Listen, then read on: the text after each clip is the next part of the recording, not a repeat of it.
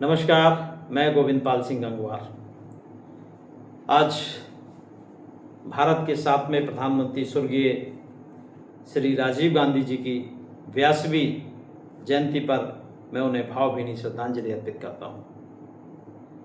राजीव गांधी जी के बारे में ये माना जाता है कि राजनीति में उनकी रुचि नहीं थी, लेकिन संयोगवश वो राजनीति में आए और देश के प्रधानमंत्री बने।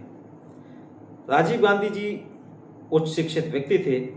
उन्होंने लंदन के ट्रिनिटी कॉलेज और कैम्ब्रिज इंस्टीट्यूट से अपनी शिक्षा प्राप्त की थी। उच्च शिक्षित होने के कारण जब वो देश के प्रधानमंत्री बने तो वो देश को नई ऊंचाइयों पर ले जाना चाहते थे।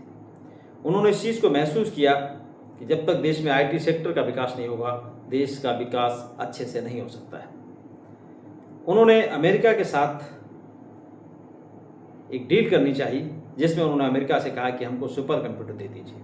अमेरिका ने सुपर कंप्यूटर देने से मना कर दिया। राजीव गांधी जी के तकनीकी सलाहकार थे सैम पेत्रोदा साहब। सैम पेत्रोदा जी ने राजीव गांधी जी को सलाह दी कि क्यों ना हम भारत में सुपर कंप्यूटर बनाएं, और राजीव गांधी जी ने 1988 में पुणे में CDAC की स्थापना की, centre for development of advanced computing, जिसके माध्यम से सुपर कंप्यूटर का विकास होना था।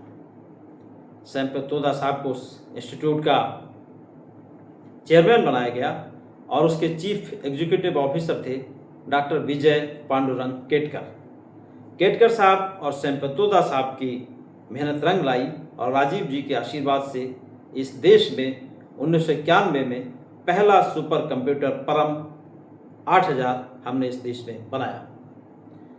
आज भारत के राजस्व का लगभग 55% सेवा क्षेत्र से आता है, जिसमें 30% की अकेले भागीदारी लगभग आईटी सेक्टर की है। आज हिंदुस्तान के आईटी पेशेवरों की मांग पूरी दुनिया में है।